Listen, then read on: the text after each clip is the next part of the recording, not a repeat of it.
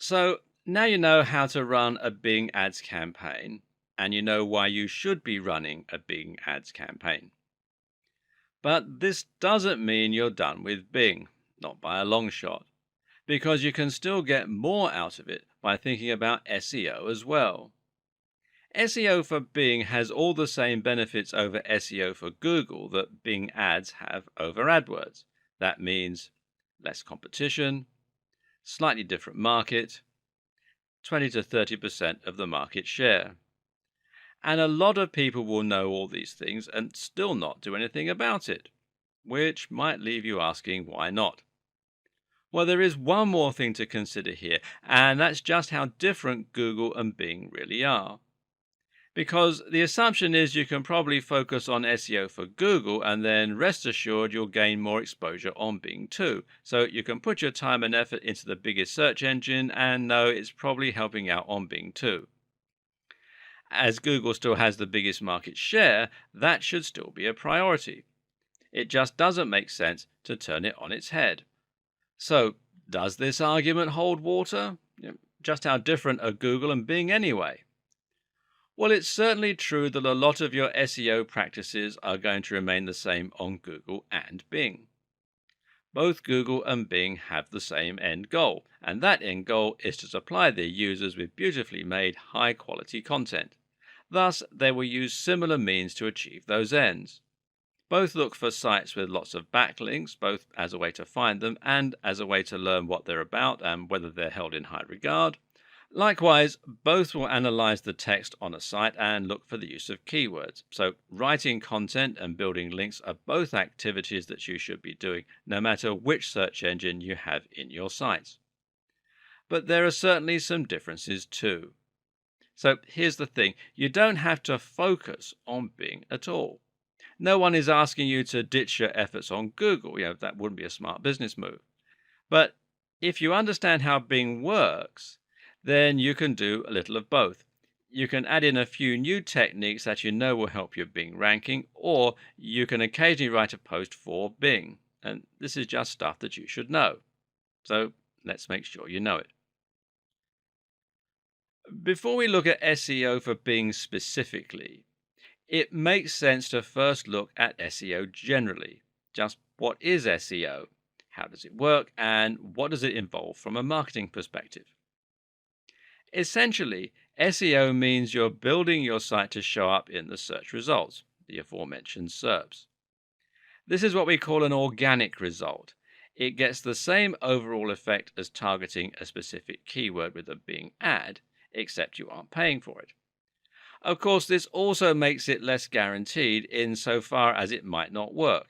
SEO is a lengthy process that's based a fair bit on luck. Essentially, SEO is performed by adding lots of great content to your website so that Google and Bing can identify the topic of your site and know which searches to show your links for. This content needs to be well written so that it will look better quality than the content from other sites. At the same time, it should use subtly inserted keywords throughout the text, the headers, and the HTML tags so that the search engines can index it for the keyword you're targeting. Don't overdo this though, or you'll get penalized. The other main ingredient for a successful campaign is your backlinks profile. This refers to all the links around the World Wide Web that are pointing to your site. These are good for you because Google and Bing consider them references. If a big site is willing to link to you, then it suggests that you must be a serious site in your own right. And this is another reason it's important to write high quality content. And it's a reason that you need to think about the quality of your links as much as the quantity. At the same time, having inbound links is important because it helps Google and Bing to find you in the first place. Both search engines use robots, these are small scripts, that search the web by following links. Once you're indexed, you'll be checked regularly. Until then, though, you're relying on links. Combining PPC with SEO is a match made in heaven for a number of reasons. For starters, gaining more traffic for your site is always going to increase your visibility in the SERPs organically because it will mean more people see your site and hopefully share it with others, thereby linking to you. This then improves your organic backlinks profile and it helps you to climb the ranks. At the same time, using PPC allows you to test out a particular keyword and see how it's likely to work for you and bring in more customers or not. This can show you which keywords are worth putting in the work to try and rank organically for. Likewise, this also works in reverse, as we discussed earlier. You can see how your organic results are working for you and which ones are helping you to get actual customers. From there, you can see which keywords are worth spending money on. You can also use a combination of both PPC and SEO in order to cover a wider spread of keywords, thereby bringing more people to your site. Internet marketers, meet Bing. Bing, meet internet marketers. Right, with the introductions out of the way, let's get you two acquainted. Point number one, Bing likes to take things literally. Bing is a bit like that slightly slow friend that you had in school who didn't really understand jokes. Or, to put it another way, as in AI, Bing is probably somewhere on the spectrum. Yes, taking things too literally is one of the most common criticisms leveled at Bing, and that's because it has a tendency to simply look for exact matches in the content.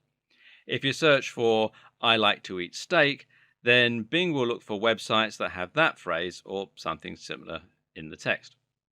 On the other hand, Google just looks for content about steak and about people who like to eat steak. In this way, Google shows a little more understanding and has more ability to read between the lines. Not that this is always a good thing, mind. Sometimes Google's second guessing can actually be a bit irritating and can lead to results that aren't directly related to what you're looking for. If you ask a question, for instance, then Bing will be more likely to bring up a page where someone else has asked the same question, and this can be very useful. But what it means for you is that it's still worth using some keywords. Whereas Google is much more about latent semantic indexing and writing around the subject, perhaps using some long tail keywords, Bing will still reward you for including the very basic keywords that you're trying to rank for. So try and do a little of both.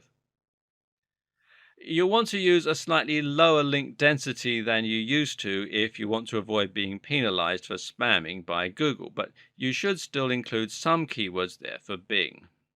Point number two, user engagement matters. Something that Google and Bing can agree on is that user engagement matters. Except Bing is even more explicit about this, if anything, and has even coined a phrase to describe the activity they want to avoid: pogo sticking. There will be none of this, thank you very much. Pogo sticking is when a website visitor jumps from one result, clicks back, and then clicks on another. This is what they want to avoid. So if you want Bing to love you, you need to prevent your visitors from wanting to click back. This means you need to grab attention early on, and it means that you need to think about your page speed, your design, etc. Point number three, so do click-through rates. Another similar factor that Bing also takes seriously is CTR, the click-through rate. In other words, how many people click on your link. So if they keep showing your website in their SERPs but no one ever clicks on it, this suggests your site doesn't look very interesting. All it's doing is cluttering up the page and taking up space that another site could make better use of. This is quite a clever way for Bing to check that the results coming up are relevant, or that they seem relevant in the eyes of visitors. This is interesting because it's not something that Google talks a lot about. And improving your CTR is going to involve a rather different process compared with the SEO practices you're probably used to. What improves CTR? Well, many things, but of course the title and the meta description are going to be right up there. Think about what will be interesting for someone who is searching for the key phrase that you're trying to rank for. Make sure there is a direct connection here and have all the signals pointing to the same topic. And learn how to write engaging titles and descriptions. Point number four, social signals are big on Bing. There's some debate still as to the role of social signals on Google even now. We know for a fact that getting plus ones on Google Plus will improve your Google ranking, but whether the same is true for Facebook likes is less certain. And if Facebook was central to Google's strategy, then you might ask why BuzzFeed isn't the number one result for every search. But Bing has gone on record as saying that social signals do matter to them, and this means that you should definitely include social media marketing as part of your marketing strategy. Point number 5, crawl depth. Going back to your site content and keywords for a moment, it's also interesting to consider the difference in crawl depth for Google versus Bing. Reportedly, Bing only crawls around the first 100 kilobytes of a web page, unlike Google, which will read your whole site. This means you should aim to include your keywords more heavily in the first portion of your content compared with the rest. And this actually makes a lot of sense for Google too, but for different reasons. Google actually looks at certain key points within your content as being more important indicators than others. The first paragraph is one section that's given extra importance, as is the last paragraph and other headings. And by increasing the keyword density in your first paragraph, you can send the right signals to Bing without getting too spammy with keywords for Google. Everyone wins. This also introduces some other interesting points too. For instance, a lot of people will rely on sitemaps in order to help search engines index their site. This is one page that links every other page on the domain, and it means that once the map is indexed, Google knows where to find all future content you add. But this won't work for Bing if it's only reading the top segment of the page. If you want your sitemap to work for Bing, you need to ensure that you put pages you most want to be found right at the top. And if you're adding new content, you want to make sure that new content goes at the top of any list rather than at the bottom. Point number 6, respect your elder content. Bing believes in golden oldies. In other words, it believes that an older domain is more likely to be authoritative than a newer domain. So if you have a page that's been around for a long time, you'll find it gradually climbs up the rankings. This is one thing that's personally always put me off about Bing. Most of the research I do requires up-to-date and current answers, and that means I can't make do with posts from 2012. When I search on Bing, I'm often left wondering if anything I'm reading is relevant anymore. This is a personal preference though. As far as SEO goes, it's actually a good thing. Why? Because it means that Google is going to like fresh content and Bing will give it some love as it starts to fade. But do bear in mind that both Bing and Google prefer older domains. Of course, there are way more differences than we have time to go into in detail, so let's look at some rapid-fire differences to finish off. Bing likes keyword domains more, Google prefers brand name domains. Bing takes site authority very seriously. It likes editorial content, older domains, and established organizations. PageRank is less relevant for Google these days, and it's never been relevant for Bing. Bing likes content closely linked to a site's homepage, and it likes breadcrumbs. Another thing to take some time to learn is about Bing's spam filter, and this is how Bing decides whether or not to penalize sites that show up in its SERPs. So you need to make sure that you observe the rules that Bing recommends. This means being careful about your outbound links, only link to clean sites, don't trade links, and use Bing's webmaster tools to find out if your site's been blocked. That's right. Bing has a webmaster tools just like Google does, and it's just as useful stroke invaluable for marketers. And you can find this at bing.com/toolbox/webmaster. As the Alan Parsons Project sang, where do we go from here? Now you have lots of information about why Bing SEO matters, how it works, and how different it is from Google. But you also know that you need to keep focusing on Google. So what's the best way to proceed? Well, exactly as we said earlier. For the most part, you're not going to do anything that differently, but you may want to consider including a few more keywords in your opening paragraphs. Maybe show a little more love to your legacy content and perhaps reorganize your sitemap. Oh, and definitely think about your titles, your meta descriptions, and how these factors will impact on your CTR. And in doing all that, you'll be throwing Bing the occasional bone that will help you to succeed a little bit more on the second biggest search engine in the world. And this will help you start tapping into that 30% market share a bit more and hopefully improving your number of visitors. And if the Google apocalypse ever does come, at least you'll have a backup site that will still be bringing you fresh visitors and helping you to run your business. And then everyone else will find themselves wishing they paid just a little bit more attention to old number two. Oh, and one last thing. Why not go and take a look at your current rankings on Bing right now? If you haven't looked before, then it might surprise you just how similar or different the results are.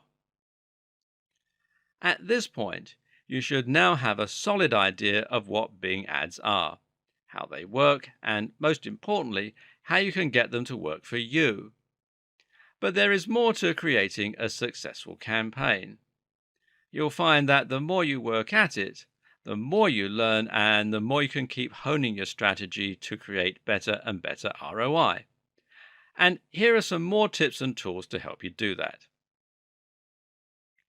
Bing Webmaster Tools is an immensely useful tool for monitoring both your PPC progress and your SEO on Bing. To get started, just head over to bing.com/webmaster and sign in with your Microsoft account. That's the one that you use to log into Windows. And you'll then be redirected to this page. And from here, you can add your site by putting it into this box and clicking Add. On the next page, you'll be prompted to add some details about yourself, your name, your company name, etc. And then you'll be asked to place an XML file on your server to help Bing keep track of your site. And this will allow you to find out how your site is performing in searches. And you can combine this with your PPC metrics to get a more complete picture of your overall progress, your hits, etc., etc. Another useful tool that Bing offers is its SEO Analyzer. This is a tool that you can use to look at the SEO on your page. On-site SEO is also very important, meaning things like use of your keywords and your general coding practices, that sort of thing. It all matters. It's all very important to Bing. And this particular tool will analyze 15 different metrics, such as your H1 tags, your metadata, and more. And you can find it here at bing.com/toolbox/SEO-analyzer. Want to bring your ads further up the SERPs? Here are some fresh tips from Bing's own site. First of all, increase your ad relevance. The more directly relevant your keywords are to your landing page, the more likely Bing is to show your ads high up. Bing goes on to suggest that you try to avoid gimmicks on your landing page and to be upfront with an interesting and clear product. This will help your conversion rates too, so it's very much worthwhile. You should also showcase specific content and talk to your customers in their language to create what Bing will see as effective ads. Increase your bid. Of course, the higher you bid, the better your chances will be of ranking high up in the SERPs. And here's one not from the site. Improve your Twitter followers. Bing has a close connection with Twitter, and this has allowed a feature where it can show the number of followers you have on Twitter next to your ads. This is called a social extension, and it's another place where Bing beats AdWords. When all is said and done, the best way to learn how to make the most of Bing is simply to learn on the job. Watch your metrics over time and tweak your approach accordingly.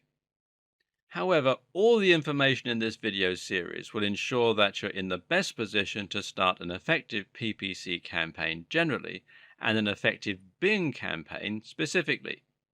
The key is to look at the end result and your ROI as opposed to just trying to get the maximum number of clicks possible. At the same time, you need to think about setting up goals and being as precise as you can with your keywords and descriptions. The other big tip: invest in Bing.